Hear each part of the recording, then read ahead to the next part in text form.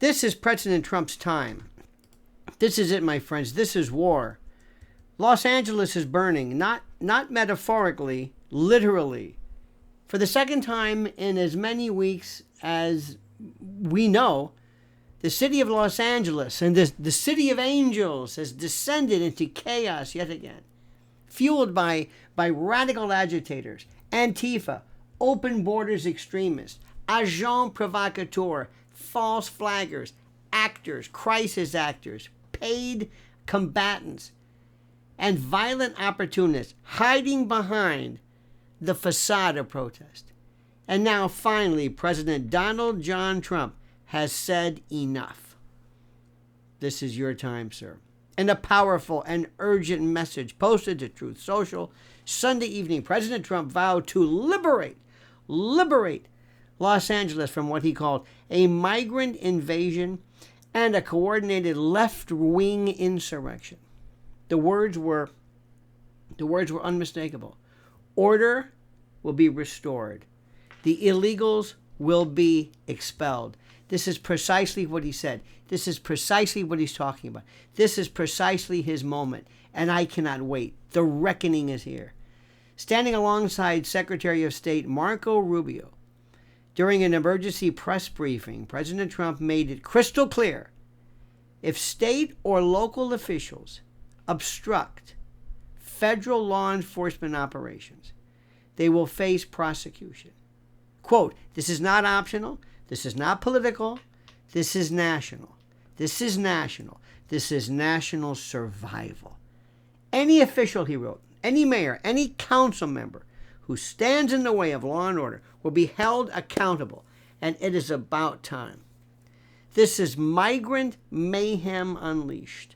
Illegal alien. What began as a so-called protest over ICE operations last week has exploded into a full-blown campaign of terror across Southern California.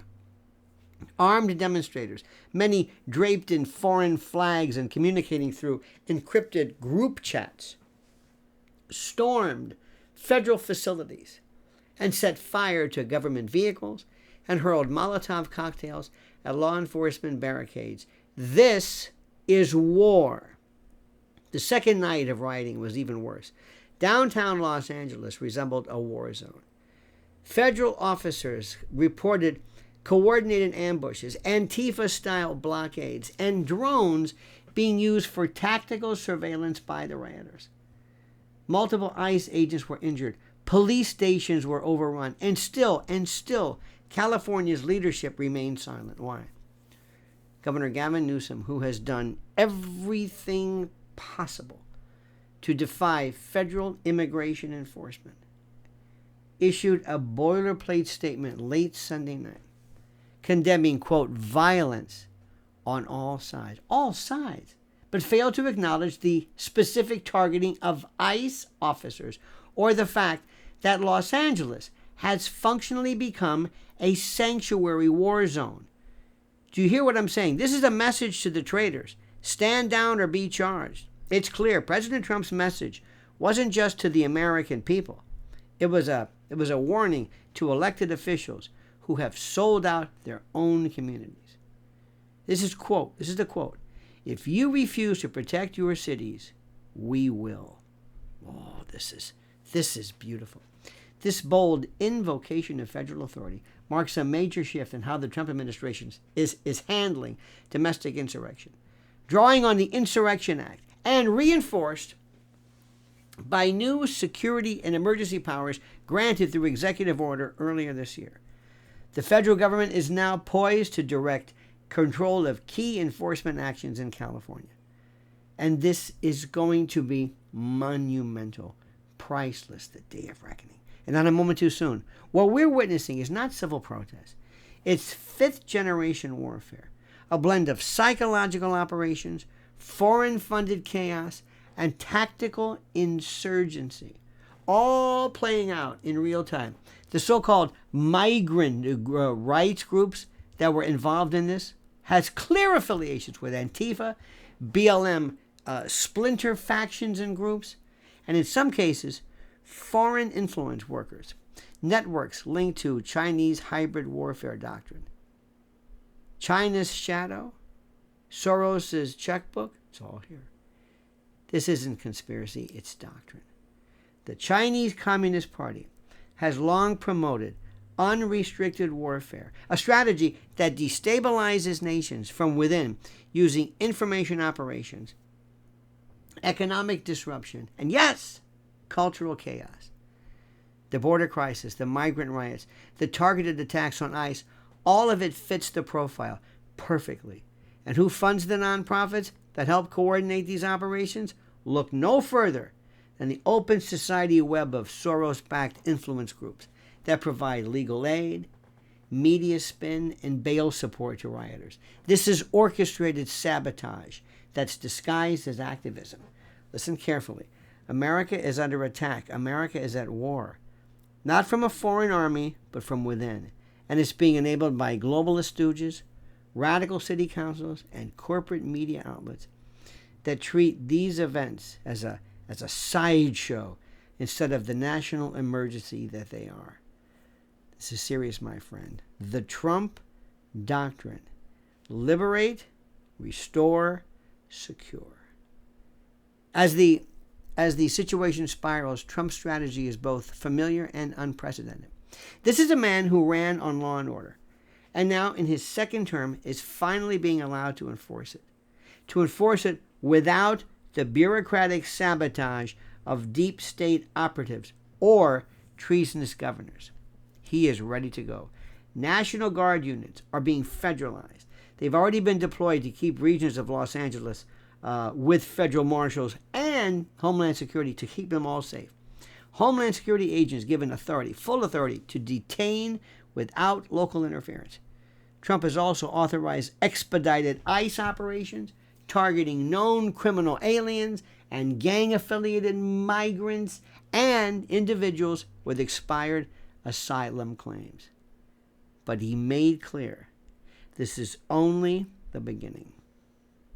This is the quote. This isn't about Los Angeles. This is about the survival of the United States, Trump said. What we tolerate in California today will be in Kansas tomorrow. If we let radical agitators overrun our cities, the republic fails. The republic falls. It's all over. So where's the media? As always, the corporate press is doing its job, covering up the severity of the crisis. CNN, MSDNC, and the usual suspects are downplaying the violence, refusing to call the rioters what they are, and instead spinning this as a response to ICE aggression. ABC and CBS already mentioned the injuries suffered by federal agents or the arson attacks on the government. This is brutal. This is sick. Where is the outrage? Where is the coverage of ICE agents being hunted in the streets like animals for doing the job that Congress ordered them to do? Listen to me, my friends. It's silence. Because the mainstream media is part of the machine, a propaganda arm of the same globalist network that wants America weakened, that wants America demoralized, and wants America ready to be replaced by some post-national nightmare. What comes next, you ask? It's a good question. We are now at a crossroads. Trump has drawn the line. Law will be enforced, borders will be secured, and those who incite, fund, or protect lawlessness will be treated as part of the problem. The left is playing a dangerous game, my friend, thinking that chaos serves their goals. This is what they do. But the American people, they're waking up. We're waking up. And they're furious. Communities that once voted blue are now demanding National Guard deployments. Independent voters are siding with ICE. Parents and store owners and legal immigrants are sick and tired of the lies, and they want something done, and they will have something done. And President Trump, he's done waiting. He's done waiting. Quote, "This is our country. This is our land. We don't answer to foreign mobs. We don't kneel to anarchists. And we sure as hell," he writes, "we sure as hell don't back down from criminals." This is what he said to Cheers at a rally in Arizona just days earlier. Mr. President, this is your hour. Order is coming. The invasion will end, and those who chose lawlessness will not be forgotten. Do you hear what I'm saying?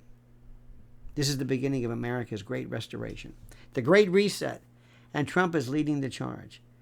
Be not mistaken, my friend. What you are seeing is something that I never thought I'd be seeing this quickly, this fast, and with this ferocity. Get ready, my friends. Get ready. Get ready. Mr. President, this is your time, and sir, you have our 100%, our commitment, our faith, and our support.